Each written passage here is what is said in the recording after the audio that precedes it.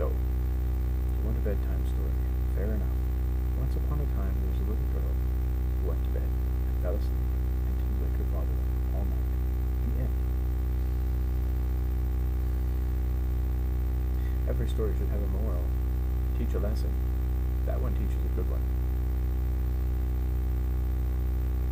What's more? Fair enough. Once upon a time, there was a little girl named Cinderella. Cinderella was poor. She was so poor she couldn't even pay attention. Cinderella's father was poor, and that's why he married a rich chick. And the rich chick was a little on the grumpy side. But he put up with it, because it was a nice place for him and his daughter to live, and it was awesome, to some extent, until he died, which sucked severely. Especially for Cinderella, who felt really hard done by the way her stepmother treated her. Now, poor Cinderella. She would get locked in her room if she didn't do her chores well enough. Her stepmother would be all grumpy with her all the time. It was not a good scene. Fair enough. She'd lost a husband. Cinderella had lost a father. There was a lot of tension in the house. Admittedly, a majority.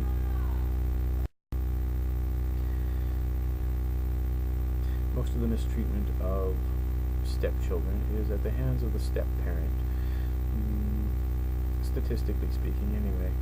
It's sad, but it tends to be statistically true. Whether that was what was happening in this case, I don't know.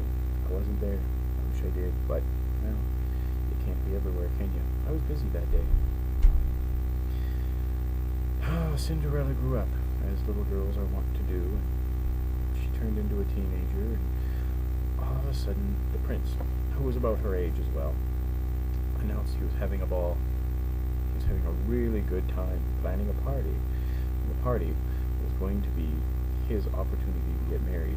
See, there weren't a lot of eligible women in the whole royal family that he was supposed to marry into. So, at his age, his father made a deal with him. We're going to have a party, and you are going to find a wife, or you are out of the will, my son. And that was the deal. That was the deal that he agreed to. So, his dad started arranging for this party, and he started planning it. He decided to invite all the eligible women in the neighborhood, all the eligible women in the whole kingdom, to come to this party. Any single woman that he could find at all, because he wanted a big choice to choose from. He had the biggest ballroom in the place, and he's going to use that to find some woman that he's going to dig. So, the prince is having a party. Cinderella has to clean the house. She doesn't have a really nice dress, but she's got something that she made herself, and she's thrown it together real quick, and she's ready for the party, and her stepmother is like, you didn't do your chores. And she's like, I did them. And her stepmother said, you didn't do them well. And she's like, yes, I did. And her stepmother and her get into a little bit of an argument, and she gets locked in her room. Now, poor Cinderella, all alone, crying in her room because she can't go to the party. Sucks to be her. Cinderella's locked in her little room.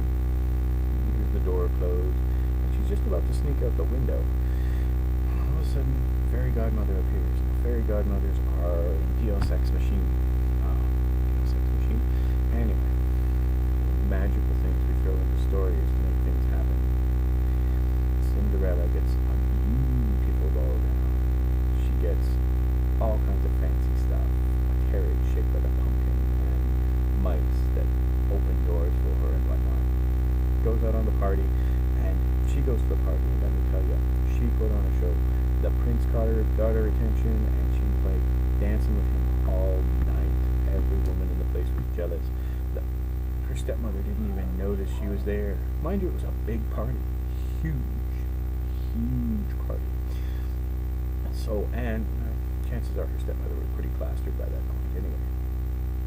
Stepmother drunk, Cinderella having a ball at the ball, and all of a sudden she remembers, what's that thing about it ends at bong, bong, midnight rolls around, and she's got to get home quick, because we could all be over real fast, because her stepmother gets home at 12:05, and she's got 5 minutes to get home. And Let me tell you, over is over if your stepmother finds you snuck out of the house. Yes, indeed.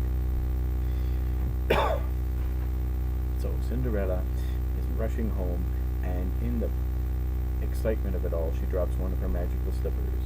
And she gets home, and all of her magic stuff disappears. As magic stuff is wont to do, it just poofs. Gone. Except for one of the slippers, which was lost.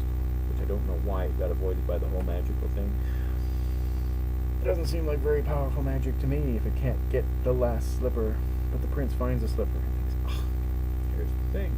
I'll find the woman with the slipper. So he arranges, Dad, I can't get married yet till I find the woman who fits the slipper.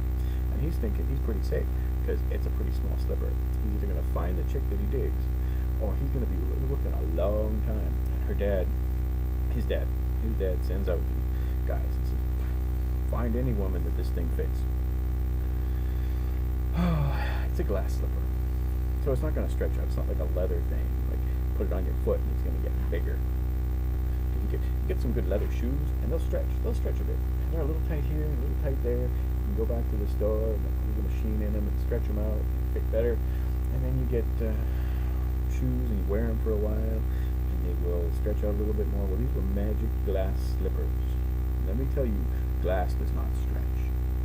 If you don't think that glass does not stretch, try to fill 2 liters of water into a 1 liter bottle. Anyway. So, got these shoes that are not going to fit the person they weren't designed for, or at least not fit them very well. And these poor guys are out looking for them. And these guys are afraid of the king. Like, the king is one evil dude. He's like nasty. Okay? And they're afraid to go back before they find the shoe and the woman and everything. So they're out there hunting hard. Okay?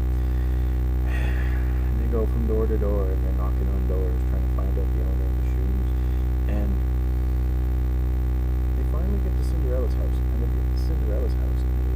knock on the door and say, well, you were at the ball, right? Because everybody was there, every single woman. This is almost. We got one woman here who was not, but she was bad. Grounded her. She couldn't go to the party. So they try it on the stepsister. It doesn't fit because she's got big feet. Big feet. Swear on. Like monster big feet. Anyway, that sort of thing's genetic, right? So this other sister isn't going to have smaller feet either. She tries it on and it does not fit. And she's like going to the kitchen and greasing her toes. And, I don't know, my feet were swollen or something. I don't know, from all the dancing last night. Who's to know? Anyway, she puts these things on, trying her best, but like we're talking, these things are way the wrong size. So she tries to get the shoe on. It does not fit. The guy says, well, I'm supposed to try all the eligible women just the same as the invitation was. The stepmother says, well, she wasn't there. Cinderella does not go to parties.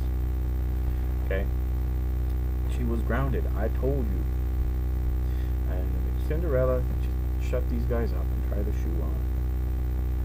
And they're just about to try the shoe on when the stepsisters, now with greasy toes and whatnot, goes to take a step, knocks the poor shoe off the shelf, and smash through it. And the guy's just in a panic, right? It's like, OMG. King's gonna be so mad, right? Like, dude, you broke the shoe. You are like so in trouble. He's like, I didn't break it. The lady broke it. Like, the king's not gonna buy that, dude. Anyway, so the two guys are arguing, and poor Cinderella, she comes out. She sees a big mess of broken glass on the floor, and she thinks, oh, I've been called out to clean again. Oh, it always sucks to be poor Cinderella. Clean up, because it was a mess. Fair enough. It was her turn to clean up. I'm not going to say it wasn't. But, so Cinderella goes and gets a broom, and she hears these guys talking about glass slipper, blah, blah, blah, broken, I'm in trouble, what am I going to tell the king? And she says, oh, you need a glass slipper? I've got one I'm never going to use again. I lost the other one. I'll just give you one. I like the glass slipper. And she's like, duh. Doesn't everybody? It's like, no. So, here's the glass slipper, and it looks just like the other one that they had that smashed all the little pieces. He's like, so fool the king, and we'll take it home. And he's like, and his friend is like, doofus. It's the woman. She has the other shoe. Oh, I get it. Okay, so he was so in a panic about breaking the shoe that he even forgot that he was looking for this woman, right? Like, oh my God, the prince wants to meet you again. Fine, just let me clean this up. So she cleans up all the broken stuff and hauls the garbage out, feeds the cat, changes the litter, does the dishes, scrubs the floor, and mows the lawn. This is just a couple more things, and she does a few more chores, and then she's out the door, does the laundry, hits the dryer button.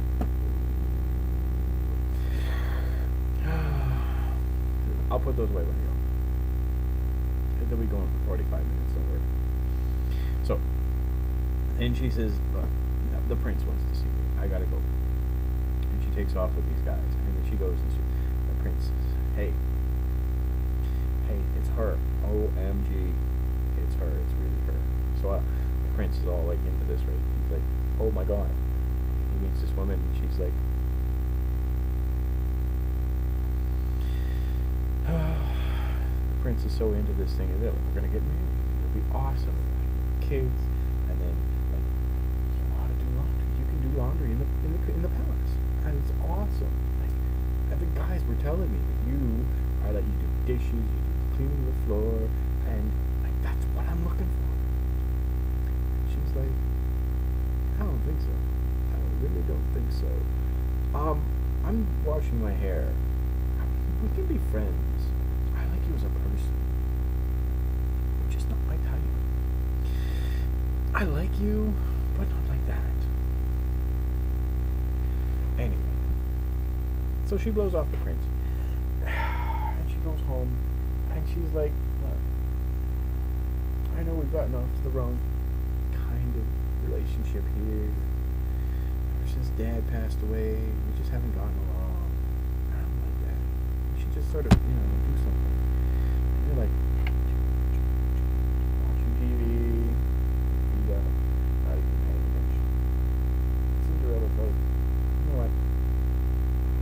I'm 16, I'm out of here so fast, it'll make your head spin. And then she says, wait a minute. I am 16. I'm like 18. I've been putting up with this garbage for a really long time. Out of some sense of duty, some misplaced feelings I had. My father felt sorry for you. You know what? I'm out of here.